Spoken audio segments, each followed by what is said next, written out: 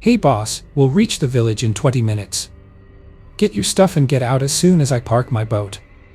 I don't like this place."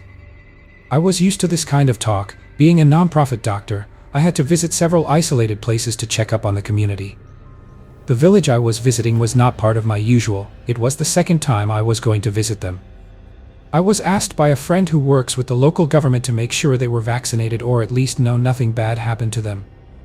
The air in the jungle was thick and the flies made worse. I had to wear a mask just to make sure I didn't breathe in those little bastards. The water was murky, but what lay within was much worse. I remembered seeing a massive anaconda the first time I visited, and the captain laughed, saying that maybe a local would not be going home tonight. It was noon and the heat made it harder to breathe. I checked my medicine bag to see if it was sealed and then my travel bag. I saw the primitive dock the captain spoke about and waited for the signal. Once docked, I jumped up and turned to receive my bags. The help handed them to me and I placed them down and stood. The captain waved and then turned the boat around to leave. I could not blame him, since this place had a habit of eating everything that wasn't part of the land. I turned to look at the path I was to use, then to the jungle around. The flies were much worse, and trying to get at my face, I picked up my bags and began my walk. The path stopped maybe 60 feet from the dock, and after that it was all memory that guided me to the village. I made sure to place markers when I first visited, and I was glad I did that, since the rain washed away chalk marks but nailed-in flag remained. I followed the path, listening to the sounds of the forest. What made this visit unnerving was the feeling that something was off and I could not tell. Getting close to the village, I could feel the heaviness in the air. There was a coppery smell in the air that I attributed to old blood. Thinking that the village must be in the middle of a slaughter, I moved forward to the opening that led to the village. Once in the clearing, I could see the village, nestled under large trees, and there was still some smoke coming from the place. Looking around to see if there was any indication on why I was still getting the coppery taste in my mouth, I could not find the source. I began walking to the village while avoiding pools that dotted the open marsh.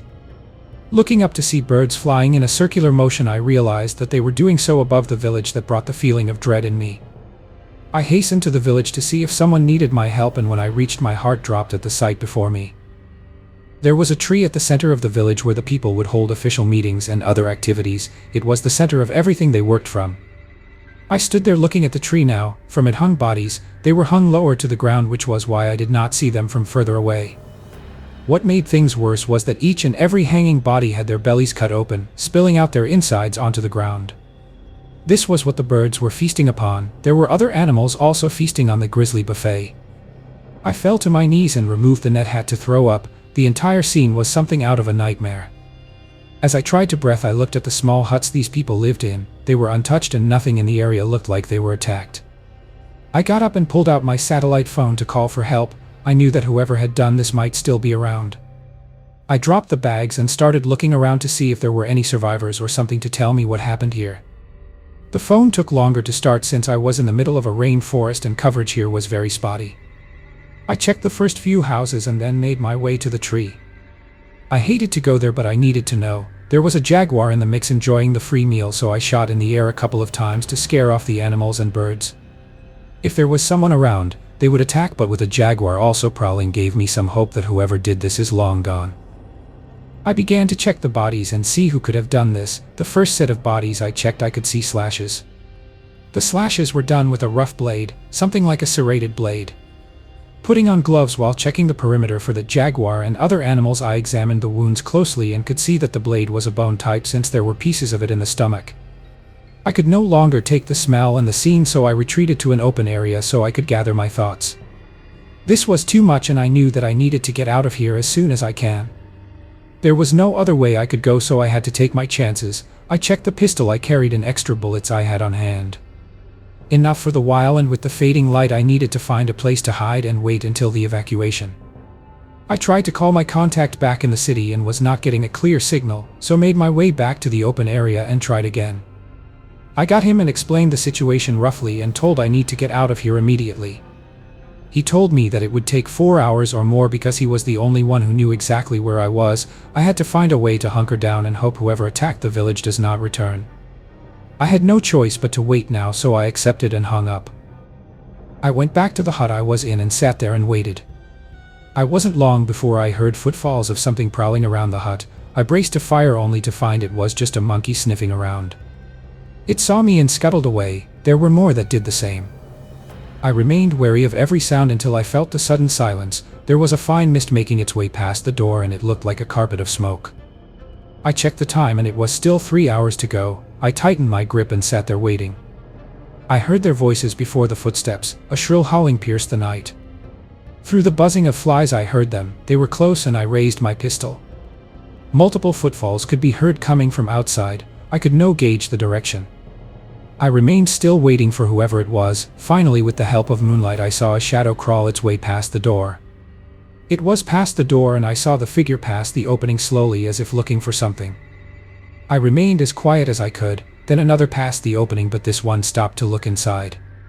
The face that I saw looked like the rest of the villagers, but his eyes were sunken in and his forehead was larger. His nose pulsed every time he sniffed the air, then his lips receded to reveal large teeth. I could see his face turn from curious to angry slowly. My eyes had adjusted to the gloom. He raised his hand that held a blade, and in the moonlight I could see it was a large and curved rib bone. I remained silent waiting for him to move, but he turned suddenly, hearing something, and dashed out. I let out a silent breath in relief. I checked my phone and saw a message. My contact was on his way. I messaged him back saying the attackers had returned. I heard another noise outside and I braced for an attack. A low growl was heard and I knew it was a jaguar. I saw the shadow fly past the opening and then more howls followed. It looks like the hunter and hunted were finally meeting. A figure rushed past the opening and then another, but this one was set upon by the jaguar and I saw it bite down on the head. With a crunch it pierced the head of the person. I heard more howls and then a spear hit the ground near the beast. It raised its head and let out a loud growl and rushed forward. More sounds of scuffles than growls. After a few minutes I hear the jaguar growl only to be cut off. I knew they killed it because just after that a howl was heard. Only one voice was heard. The figure came into view to check the fallen one and then tried to pick up the body.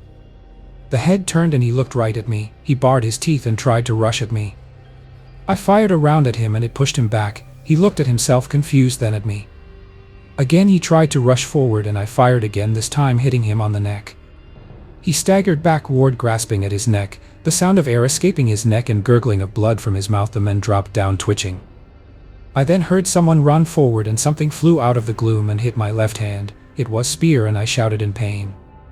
I looked at the opening, saw another one rush forward. Delirious with pain I fired at the new figure. I did not know if I hit him. Pulling the short spear out and looked at it, seeing that it was also a sharpened bone. These were also forest dwellers, but they were more primitive. I wrapped my wound while keeping an eye at the opening. I did not hear anything but knew there may be more outside. This hut was not safe, but outside was much worse. I checked the time and I was still an hour away from rescue. I tried to staunch the bleeding and keep myself from getting dizzy. I drank some water and waited. I had no idea what was going to happen next.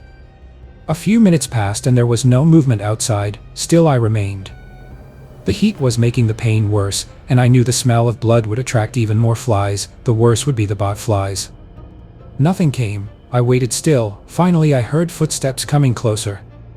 I waited to see. It was another one of the attackers and he looked down at the fallen figure, then at one inside. He saw me and bared his teeth at me, then rushed forward. I fired again and hit him in the eye. I was getting weary of camping here and just firing at these primitive attackers. They were simple-minded folk. I tried to understand why they would attack the village and hang them up. These guys were too simple-minded for such an elaborate display of aggression.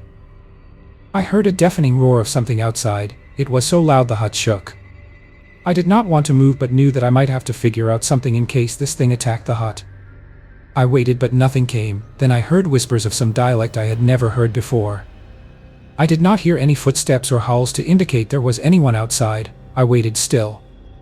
Finally I realized that I was minutes from hearing the chopper. I moved. My feet felt heavy from being in one position for so long.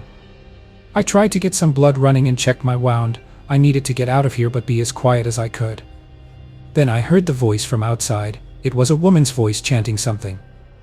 There was a light coming from the tree of corpses and it was getting brighter. I peeked out to check and there was no one around. Finally I stepped out to see the tree was engulfed in flames. I stood there mesmerized at the sight of it. At the base was a figure of a woman. She stood there with her arms raised to the sky, staring at the blaze before her. She was shouting out chants, and from where I stood I could see she was completely naked apart from a belt she wore around her stomach. I looked toward the sky to see if I could see the approaching chopper but could not see it yet. I turned to check on the woman and could see she was still there. Finally, after a few minutes, she just walked into the blaze. I saw the flames enshroud her like a blanket as she walked into the fore. I could no believe what I saw and now realized that how hot it really was. The blaze was large and I needed to get as far away from here as possible. I tried to call my contact, but it wasn't getting through. I looked up at the sky as I ran, finally saw the light shifting above the trees. I heard it approaching. I guess they did not need a location for me since the burning tree behind me was enough. I turned to see the scene and it was there I saw the figure before the fire. It was further away from the fire and it was dressed in a long robe. What stood out was the color of the robe. The figure was just standing there looking at the blaze. It was wearing a yellow robe.